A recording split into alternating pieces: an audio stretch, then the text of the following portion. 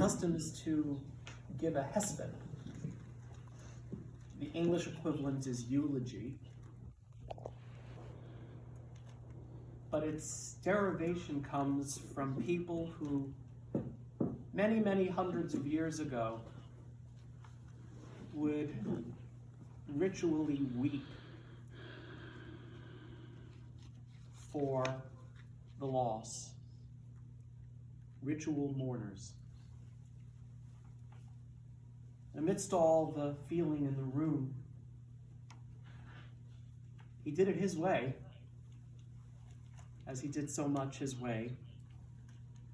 And so amidst the tears in this room today, there also is laughter and whimsy and death and life.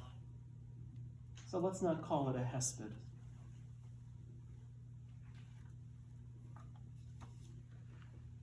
He was born on November 20th, 1933, to Yosef of Ukraine and Blanche, originally of Romania. And they were totally Brooklyn. Brooklyn through and through. They and younger sister Rhoda would have memories of Sunset Park and Gravesend, and the end of a street by a New York Sanitation Department truck yard that was a built-in morning alarm clock. Very Brooklyn. Amidst the Great Depression, he learned to live frugally. He absorbed his father's work ethic. Young people matured more quickly back then. They needed to. And even so, there were simple joys, the orange soda with friends behind Farber's grocery, the radio shows, the Boy Scouts, the summer camp in New Jersey. By age 15,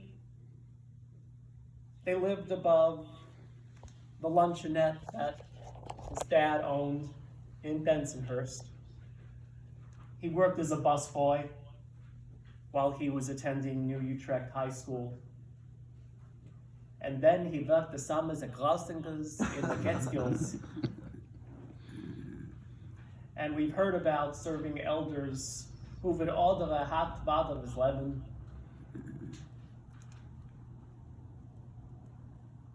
His Brooklyn roots anchored so deep that he stayed for college. We heard that he attended Brooklyn College, and he was then the geek that he would stay. He majored in math. He joined the service fraternity APO, Alpha Pi Omega. We've heard how he would meet Phyllis on her first day of college. A nickel for a payphone and a phone number. And that was that. By 1955, they would be married. He a graduate, she taking time off because he would be drafted into the Army after graduating Phi Beta Kappa. The Army he did not love, but it was life beyond Brooklyn. It was El Paso, Texas. It was Orléans, France. After the Army, they returned to cosmopolitan Iowa. Not Brooklyn. Philip earned his master's in actuarial science at the University of Iowa. Phyllis finished her undergraduate degree. There were Jews in Iowa. And then it was Hartford, Connecticut. There he was studying for his actuarial exam while working for Travelers Insurance Company. Passed his exam in '64, and then it was off to yet another state, the horse farm of Dover, Massachusetts, where Joseph was born, and then Boston, where the growing family moved to Beacon Hill, and it was off to work for John Hancock Insurance Company. And if you've been to Boston, you know the Hancock Tower. And then it was back to New York. By the late 60s, the Foyers were living in Greenwich Village. and then leafy Pelham in Westchester County by 1970. In 71, they became the Foyer Four. James came along. And by 72, it was to Connecticut again, here in Greenwich, where Philip and Phyllis would live together for the next half-century. Much about them was a product of their days. Dad had worked for insurance companies and consulting firms, first in New York and then locally. Mom originally a school teacher, then a homemaker, raising the kids, immersing in community. We've heard about how his work friends from all the way back 40 years ago still remember Philip as the more welcoming accountant, geek, consultant, insurance guy.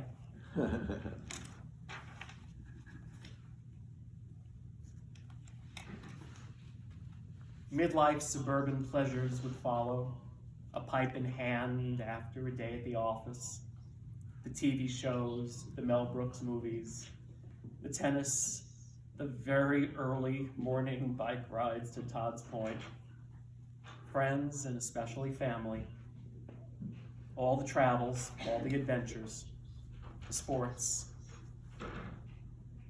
the seemingly routine that make a life. And midlife challenges too. We heard how the 80s brought a spike in the nuclear age that inspired Philip to write to President Reagan, urging him to stop the nuclear arms race, and the great communicator actually wrote back through someone. And before long, no doubt, there were some hooligans in the house. As kids became teenagers, he wanted to know it all. He wanted to be involved. And the children would become adults, and life would evolve yet again. Still in Greenwich, Dad would settle into the pithy advice giver, already a Jewish Buddhist. If there's no such thing as a self, he would ask, then whose arthritis is this? Kept up his membership here at Audubon, at the old Greenwich Yacht Club, where he owned a house. Jovial and witty and always kidding and often a song. And there were serious moments too.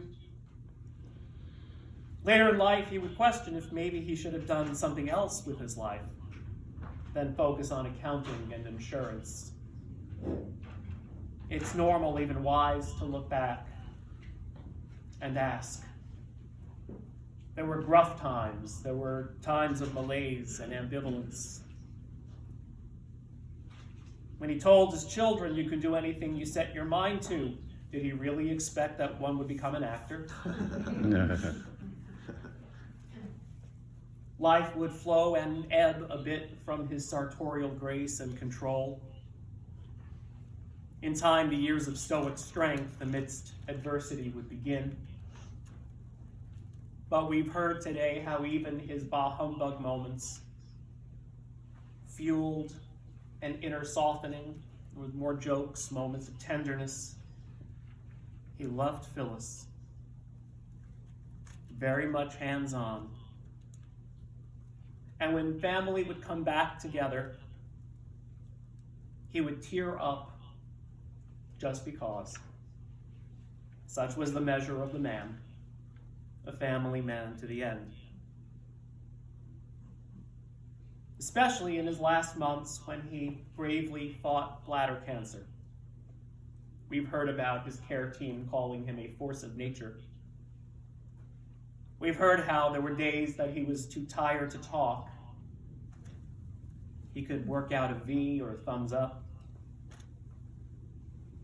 Even his bah humbug had a thumbs up. And I'm told that at the end, it was Phyllis's hand on his that was the only one that could give his hand the energy to squeeze it back. When he died on October 4, He and Phyllis were married for 67 years, 2/3 of a whole century, a lifetime and more.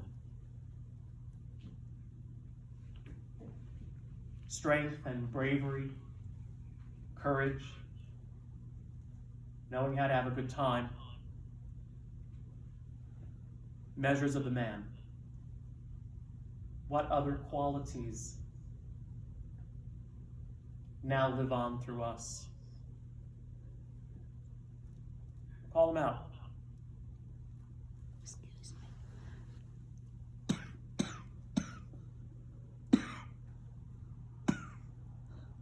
Silence, yes. What other qualities of the man? Kindness. Warmth, kindness,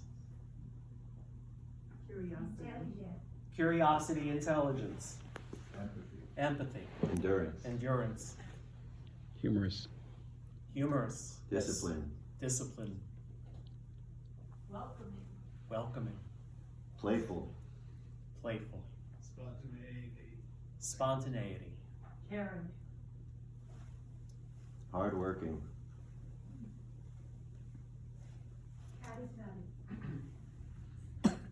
charisma,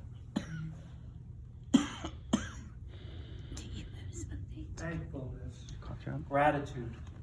Drink. Water. If it's comfortable, I invite us to close our eyes. Cough drop. See Philip as you most lovingly remember him. It can be a scene, it can be a facial expression. Thanks a lot. See him in your mind's eye with all of those qualities. Thank you so much. See him shine, those parts of him that could not help but shine. Because those are the parts that shine forever. Those are the qualities that we take on ourselves to live now through us. Because the light doesn't go out. Even the breaking, in the words of Leonard Cohen, are sometimes how the light gets in. I call forward Rachel.